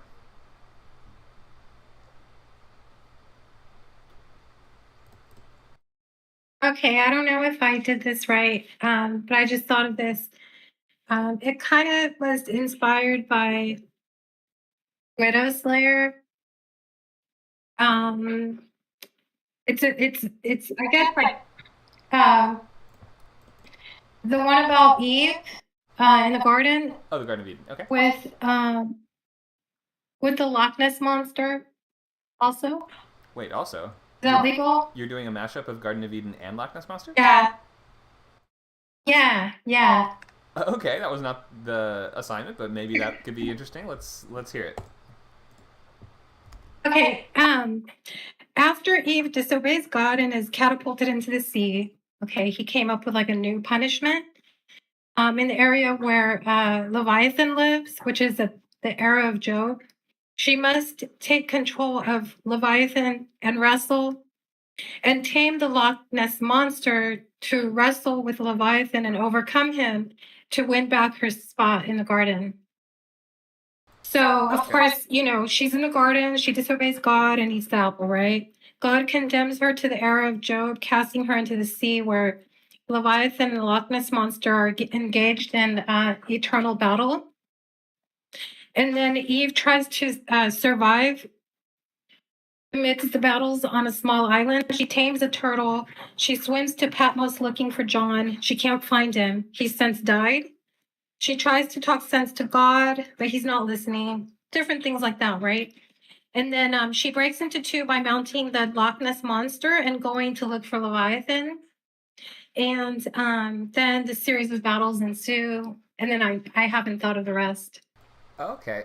This doesn't really sound as much like an adaptation as it does kind of like a new story that... So, because like your adaptation of the Garden of Eden ends at the catalyst almost, right? You're saying that's almost just like the prologue to a new fantasy story. Is that right? Okay.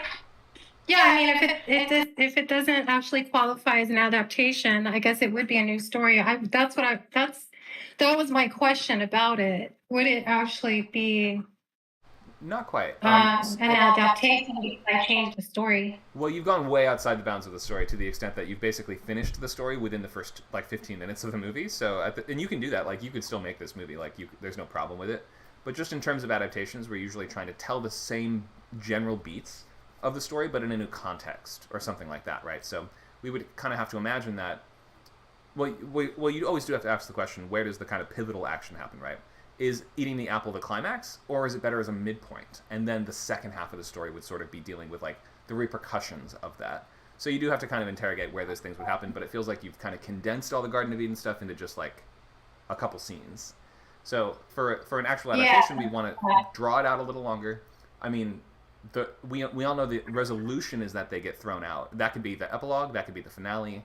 And by thrown out, I mean humanity is cast from the paradise and the light of God and all those things. So that would normally be at the end. Yeah. So we would probably spend the majority of the story in the Garden of Eden, though there might be times where we leave and come back, or things like maybe sneak out, sort of deal like that. And the Loch Ness Monster could certainly be, if you want to mash up these stories in a crazy way. It's a fun. I liked your take. I just need to say that an adaptation would stay within the walls a little bit more. Okay. Thanks It would be a lot of creativity. Go ahead. So it would cost a lot of money to make something like this, I think. Kind of like the Widow Slayer, where there's like a lot of special effects and... Well, yeah, you do have people riding on sea monsters and things like that, whereas you can make a very producible version of people walking around a garden. With all you need to do, you only need to spend your costume budget on big leaves, right? Yeah, I kind of picture it where she's going around like trying to get help from some of the other people, like in the Book of Revelations. That'd be cool. This sounds like this would be like more of a novel than a movie, probably. Oh, okay, thanks. You have more room. Well, no, boot camp is... Yeah, next week. Thanks, Carmen. All right, who else do we have? I see Dan. All right, go for it. All right, I've been thinking about it.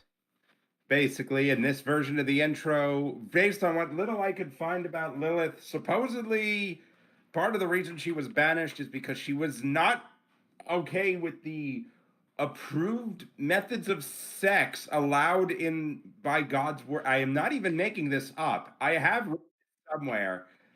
So all in all, it's about a woman not giving consent and being punished for it according to the word of God. Let that set the tone for the story. And my gosh, I think I'm thinking of things are changing already. Let's see, the catalyst. I guess that would be the intro cold open where she's just not thrilled with this approval. The catalyst would be her, I guess, surviving out just outside the garden.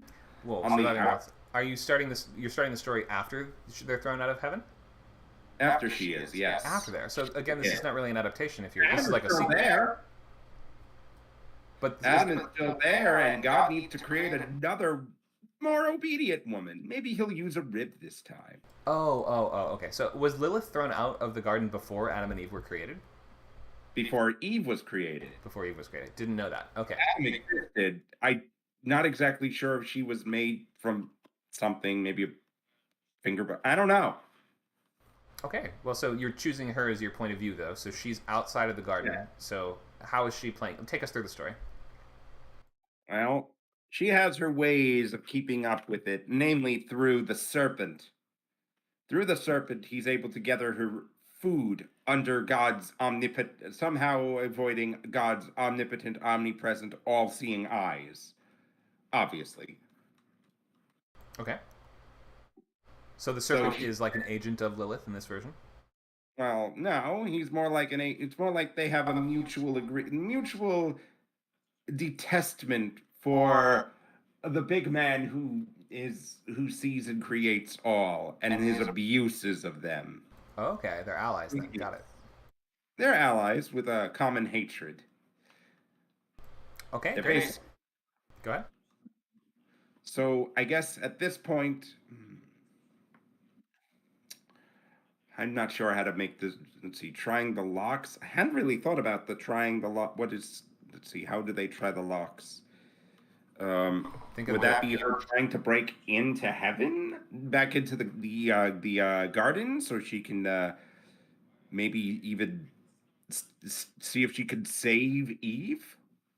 Well, it's up to you, but I do feel like, I mean, this is the point of this is not exactly to write an amazing story. We're just talking about mostly like different takes and approaches, but I could tell you that it feels like you're rushing a little bit quickly and maybe assuming that the viewer would know who Lilith is and stuff like that. So probably you want to have like catalyst, Lilith, like intro, Lilith is created. Catalyst, she's thrown out of heaven. Triangle lock, she's trying to get back in, stuff like that. I feel like you've just kind of pushed through the initial kind of scenes a little bit fast. So you could always take your time. Go ahead. Let's see. She and the serpent, and maybe a couple of the other animals are all who feel less favored by God. In this case, we'll have to be like extinct or cryptid creatures, like unicorns and Dinosaurus. Okay. Are all displeased. They're all rebellious. And the serpent, of course. They all want to know the truth. They want to know something. They feel like something is wrong. So they get together. They're spying on the garden. They're watching, trying to keep an eye on the man upstairs, the god through the clouds. Until God says, because God is a very logical being whose comprehension is beyond that of human logic, he says, I'm going to make a new woman now. Boom, take your ribs, and then there's Eve. And all of the rebellion and all of the rebels are pretty much going, all right, we've got an opportunity here to get someone on the inside. Great. Okay, so this is you're doing kind of like a Heaven Revolution type story? Yes, Evolution. Evolution. There's a good title for you right there. Yes. All right, so you want to keep going? Go ahead. Eve, Lilith introduces herself to Eve, but she tells her to keep it a secret. And Eve, in her knowledge, is almost glad of it.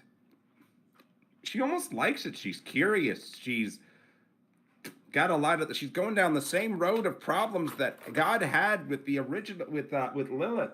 Lilith is curious, wants to try new things, is setting boundaries. These are things that God does not like, or Adam for that matter.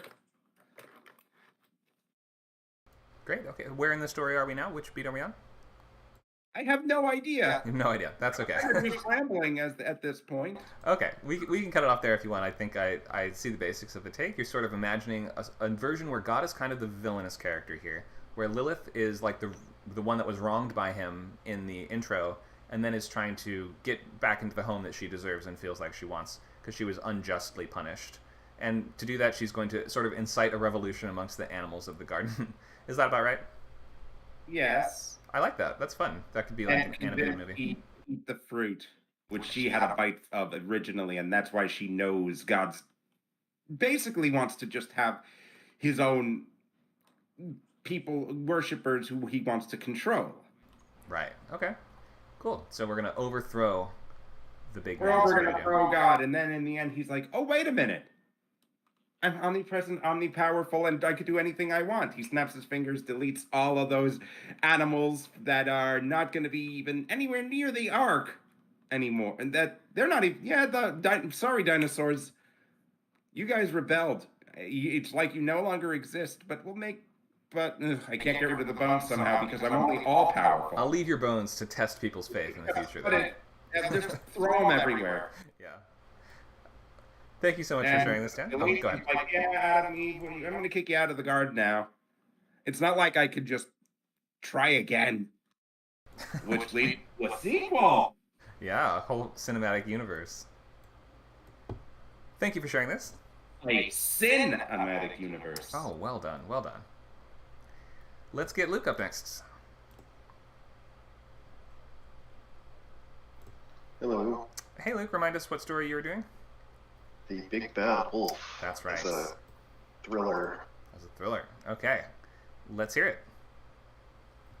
Okay, so the intro, we're introduced to sort of like a gritty noir kind of city, I guess, full of crime and gangsters.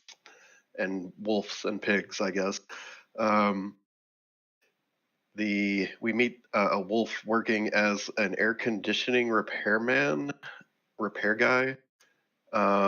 He's working hard trying to support his pups or whatever in this crime-ridden world. But then we also find out he's using his skills to help steal. So, he goes in, repairs the air conditioner, cases the joint or whatever, and he's helping the mob or whatever. And then we meet the mob, and they happen to be controlled by these 3 crime lords, these pig overlords that are gobbling up everything and, buying up the city and the competition and etc. And sort of, I don't know, we could play on the whole idea of like mobsters sort of owning like concrete and steel and lumber and that kind of thing. Yeah. Are they Plays actually into animals the- in this version, or are they humans in? I guess they would be animals. They are animals. Okay. I'm imagining it as animals. Like Zootopia city here. A bit, yeah. But the it's a bit more like Animal Farm, I think, where the animals represent classes Oh, I see. rather than. Anyway, The wolves are kind of like the scrappy lower class scavengers, and the pigs are the fat cats that are. right, or the I guess- wolves are the go-getters. Right. They're hardworking. They go get the thing. The pigs are they industrialists. gobble things up. They're parasites. So we meet the pigs. Yeah, I guess the break into 2, he gets stiffed on. He's promised this big thing that they've been dangling. The big carrot they've been dangling in front of his nose the whole time, and he thinks he's finally going to get it, but instead they, steal everything from him. They, whatever it is, they betray him. They Leave him for dead. cut all ties. Maybe he loses his pups. They're wards of the state or something. I don't know. They're gonna be sent to a farm. They get sent away to a farm. That's horrible. Anyway, so Premise scenes. that's premise scenes. Yeah, it's all about like revenge or whatever. So he has a particular set of skills, and I guess he sort of knows where to start looking, but he has to sort of like find the guy who did this and kill him, I guess. And I imagine sort of the first one could be sabotaging the air conditioning system of a building. It gets really hot. They go to investigate or whatever, and then he causes the air conditioning to somehow make the building explode. I can see the trailer for this now. They're on the phone. They're like, "What are you gonna do?" And he's like, "I'll huff." And then you cut to him like pressing a detonator, and an explosion goes on. You cut back. He's like, "And I'll puff." And you cut to him like wiring up some arson. Like, so he's setting a building on fire from behind and watching it burn. And he's like, "And I'll blow your house down." That'd be good. And then you see a mansion just disintegrating in a fireball. Yeah. Hell yes. It reminds me of what's that called? Law-abiding citizen. Maybe you haven't seen it. Kind of like a genius needs to orchestrate his revenge plan on all the bad guys and constantly be like outsmarting them kind of movie. Kind of. It has a little bit of Darkman, I guess, is where I'm getting the idea of a genius doing the revenge. Yeah, Darkman's like the filthy, grimy example of this, I guess. Yeah, which is how I'm kind of imagining it. It's a filthy, gritty, noir-esque thing with like greasy, sweaty pigs and dirty wolves. Anyway, the premise scenes, it's all about revenge. Yeah, he gets the one boss, but I have a bigger boss. Now he's battling, he's fighting for his life or whatever. He takes down maybe the second boss, but the information dies with him or whatever. That could be sort of the all is lost moment. I'm not quite. This is where it all kind of breaks down in my mind. It's like, how am I going to conclude this? That's all right. What's the finale? So the finale is he takes down the House of Bricks, right? Or is it that he can't? Yeah. Isn't in the story he can't blow down the House of Bricks, right? I guess that could be a good all is lost moment. Yeah, he kills the second guy. He knows where the third guy is, and it's in a fortress. he can't. It's impenetrable. He tries and he fails. He gets shot. Whatever.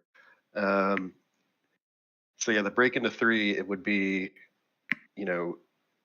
whatever plan he's formulated during the recovery, he executes. We don't quite know what it is, but we see him like doing something and then executing it, and then gathering like weapons and whatever, sort of alluding to he's planning something, and then we actually see him execute sort of the one man assault. It's all very carefully staged out.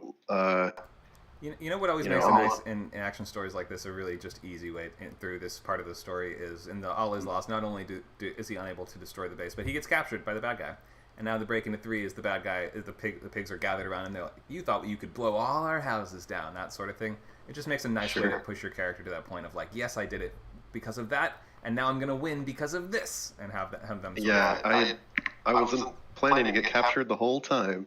Exactly. Yeah. And that also makes a nice time for them to bring out one of his cubs or whatever. Be like, you were doing it for them, but your actions only put them in more danger, you fool. And that sort of thing, too. Those poor cubs. Yeah. I should have just made him kidless. A lone wolf, so to speak. Well, right. They are pack animals, aren't they? I guess, yeah. So that's why we say lone wolf. It's like in contrast to normally. I should give him like a company to support them, like a pack of like. Yeah, blow your house tribe. down, LLC. He's like a union member or something, and the mafia is like putting the squeeze on. Huff and Puff Co. Right. So stupid. Anyway, okay. The finale, they kill the bad guy, and the epilogue, they live happily ever after in a gritty, crime-ridden city. So not really happily ever after, but right. But life goes on. All right, awesome. Thank you so much for that take. You've death wishified yet another classic children's entertainment icon. My brain tends to go there. You tend to like to corrupt things that are pure and beautiful. Sure, why not? Hey, you can put that on the poster. All right, thank you for that. So we have just a couple minutes left. I did see one more raised hand from Vivian, so I will hear her take on the story. I do see some folks have written out like beat sheets and things like this in the chat, which is awesome. Thank you so much for doing that. We won't have time to review all of it today, but I do just want to hear Vivian's take on her story. So let's get started. Go ahead. Hey, so this is just like whatever story we've been writing, I guess, if it's an adaptation, correct? No, we had a list that we were choosing from, and we're pitching it. Takes on. Oh, okay. I didn't even see. Never mind. I didn't know what the list was. No worries. Do you have an adaptation that you're working on that's some interesting or different take that you want to pitch? I mean, I think it's interesting. Yeah, sure. Yeah, I'm doing an adaptation, I guess, sort of, on La Llorona. You know what that is? The Curse of La Llorona? Yeah, there were a couple movies about her in the past few years. Oh, I hate those movies. All right, I've seen so many movies about her. You've got a new vision. Go ahead. Yeah. So, she's one of the two. There's like two main characters in this, but her backstory is mainly the same. You know, it involves her killing her child because she felt wronged by her. Well, jilted lover? Yeah. It's like, oh, I feel wronged by this dude, so I'm gonna kill my kid. But in this version, she really like kills her kid because she can't handle the stress of knowing that she's not doing it like right by her child, you know? And then she's like, and then she kills herself because she realizes, oh, that was messed up that I killed my kid like that. True. And that's really her backstory. It's like the intro stuff, I guess. But she comes across this dude who's trying to save his daughter from a situation that's going on because his daughter gets kidnapped by these creatures, and she's kind of like a bridge between the living and the supernatural realm. So she's like, oh, I'll help you, but you have to give me your body. Or let me take over your body after I help you. Oh, sorry, just like the Loch Ness Monster did in our last story. Go ahead. Yeah. And so she ends up helping him survive his way on his journey to go and save his daughter from Aztec elves who kidnapped her. And then yeah. And they're gonna sacrifice her to the sun god to stop this eternal winter. Wow, you really went out of the lines on this one, huh? Yeah. That's cool. I mean, you sort of in that. I like how you're contextualizing the ghost as the hero, though. Is that right? Yeah, well, she's really doing it for like selfish reasons because she wants. So the way she sees it, she's like, "Oh, well, if I just had a second chance to do right by my child, like in the others, I would. Yeah, I would do way better, you know. But you can't have a second chance and redeem your soul if you're already dead. So she wants to take over his body. That's why she made the deal to help him, but only if he gives up his body afterwards. So when she becomes a human again, she will then have another kid and raise them better? She thinks like, oh, as long as I can redeem my soul somehow, you know, as a human, then so I'll be able to rejoin my child in the afterlife. Oh, okay. So I'll become a human, then become like a priest or something? I mean, she could, I guess. That would be a step. I mean, if you're trying to... It's a pretty big ask to ask forgiveness for murdering your own kid, right? Yeah. I feel like you have to do quite a lot. But that's a unique take. I like that. You've basically transitioned it from a horror story into a straight-up fantasy story. Or maybe even urban fantasy. Is this set in modern day? It's like a Western setting. Oh, okay. So you've turned it into a Weird West fantasy. Yeah. That is very unique. Thank you so much for sharing that. Yeah, thanks for letting me share. We are at the end of our time for today. Hope you guys had some fun with this adaptation topic.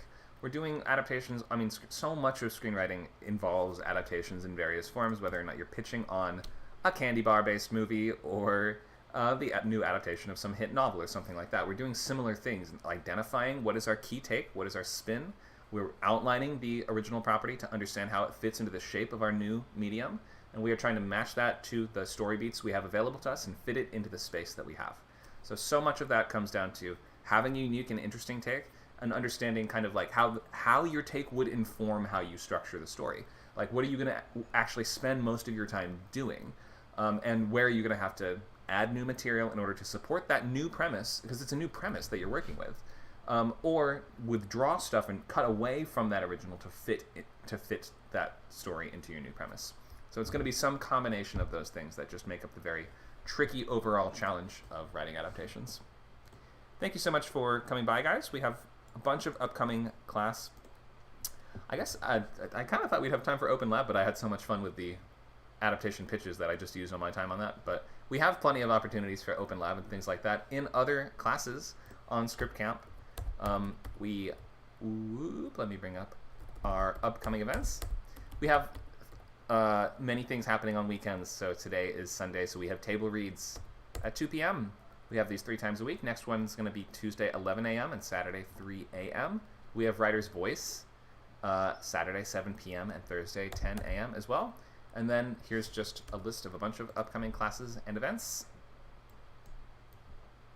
If you're looking for the next upcoming free events, we have video editing with Premiere and Resolve, April 28th at 5 p.m. on Film Camp.